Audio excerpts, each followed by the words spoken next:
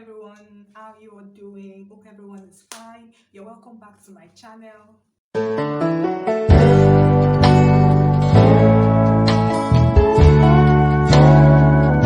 I'll be spilling some bitter truths on the issue of childlessness and childbearing.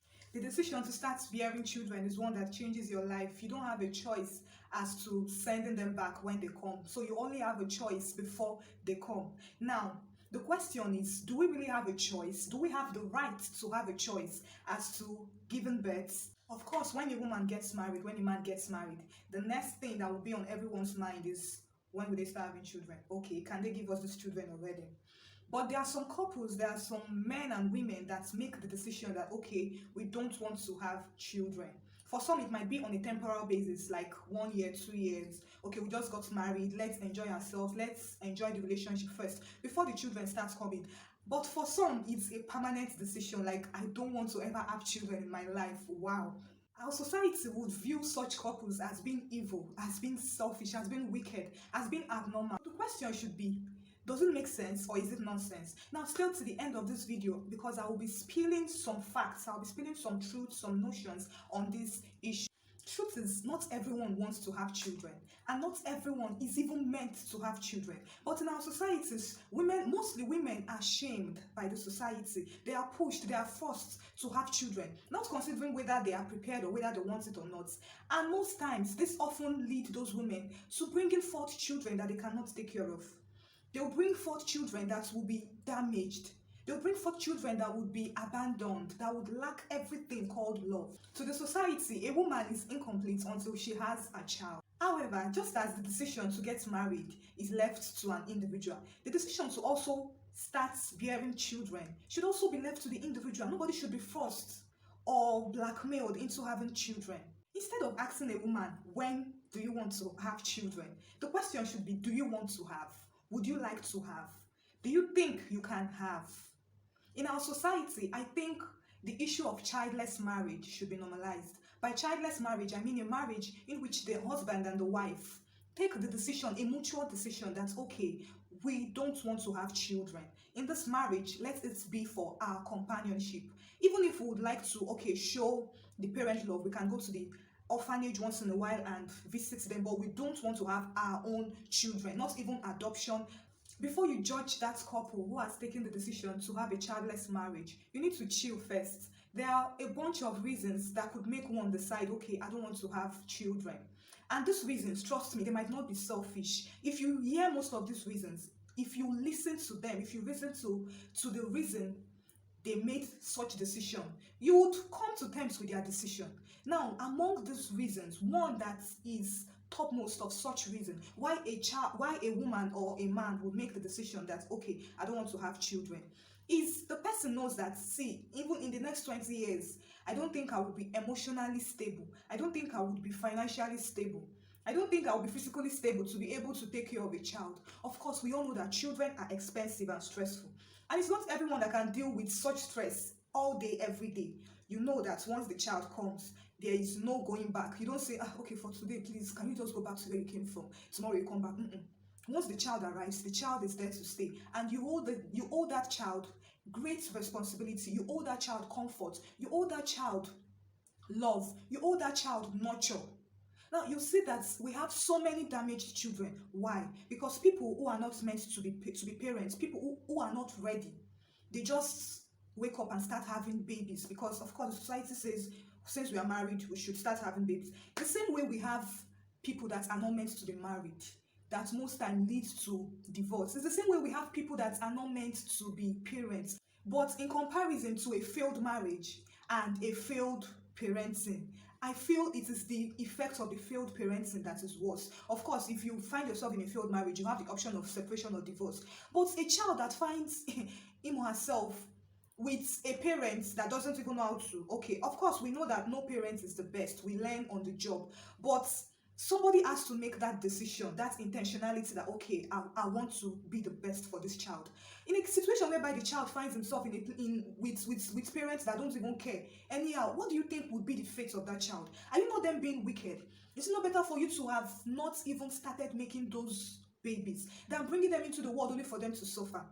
That's, you will see people that are poor. By being poor, I mean people that can barely feed, that even to feed once a day is a problem. If they don't go out for that day, they won't be able to feed. And you see this person, okay, he manages to get married. Both the man and the wife, they are both not financially stable. Like, they are poor in the real sense of the word poor.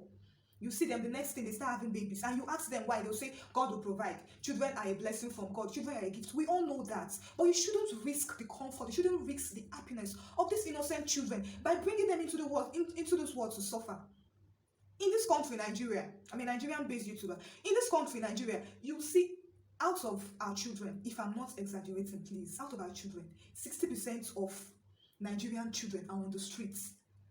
Okay, thanks to government schools. You will see even those that manage to go to these government schools, when they come back, their parents would force them to go out to hawk.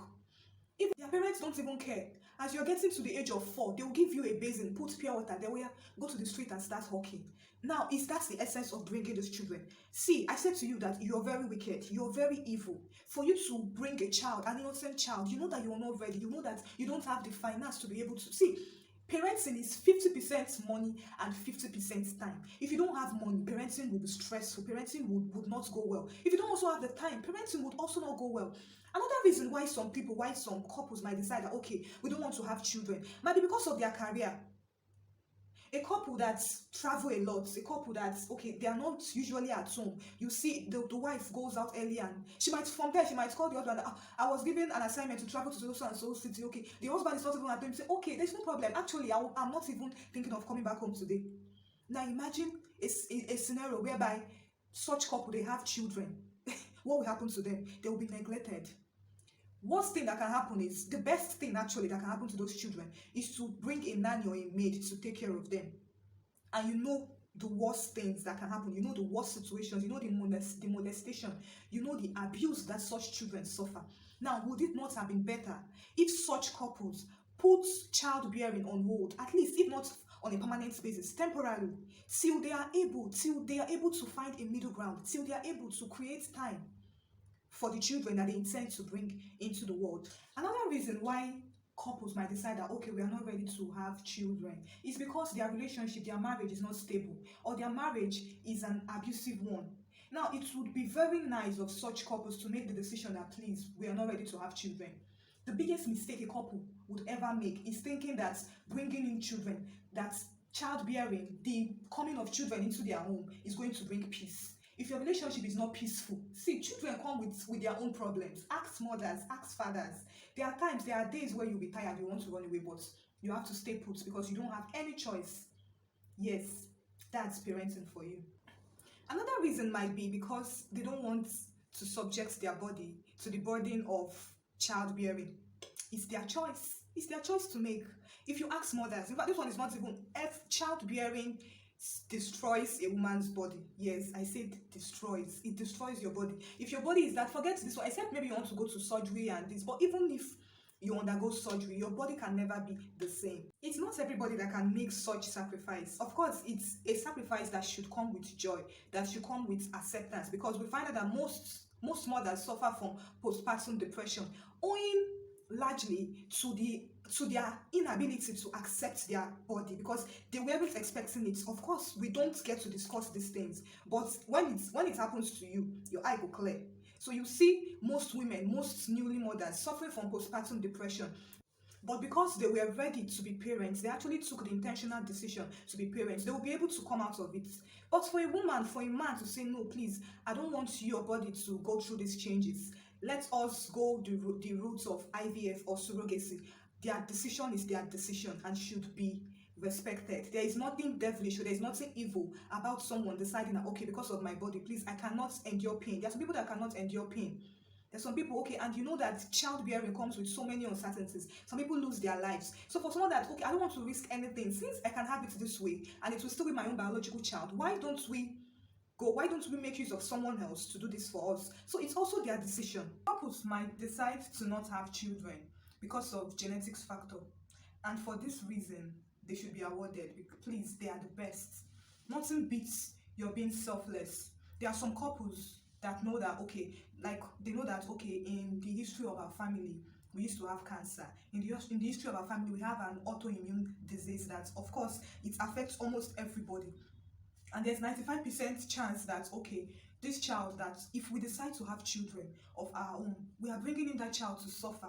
The child would die a premature death. They can make the decision that, okay, please, we don't want to have children. It's better for us. We don't even know how long we would live.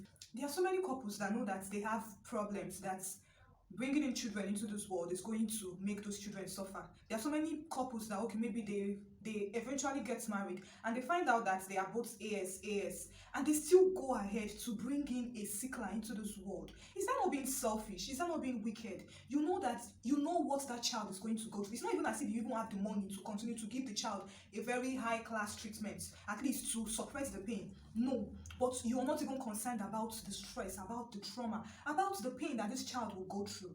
Please, it's better to be selfless. It's better to be selfless when considering the decision of childbearing. If you want to have children, then it should be for a cogent reason and not be for a selfish one. It should be in such a way that when these children come, they will not end up suffering, they will not end up being damaged. Overall, happiness is key. Your happiness is key. If you as a parent are not happy, if you are not happy, how would you treat those children well? If you feel that not having children will make you happy, fine. But if you feel that having children will make you happy, fine. The decision to have a childless marriage should not be seen as evil or wicked. In fact, what should be seen as more evil is you knowing that you're poor, you don't have the finance to take care of these children, you don't have the emotional capability to take care of these children. You know that bringing these children into this world is going to make them suffer, is going to add more to the suffering that is already in this world. And you still go ahead to bring such children. As to whether childless marriage is against God's plan or not, should not be in your place to judge. I believe that anyone that wants to make that decision, anyone that's taking that decision, should know the consequences, should know his or her reasons. It's not in your place to condemn such people. It's not in your place to judge them or shame them. So please, let's try to respect their decisions. What do you think, guys? Should childless marriage be normalized, or do you think it is evil and we should not have the choice as to having children or not? Do you agree with my opinions? Do you agree with these reasons that I listed out in this video? So please drop your comments in the comment section, and don't forget to like this video. Don't forget to subscribe to my channel, share, and thank you.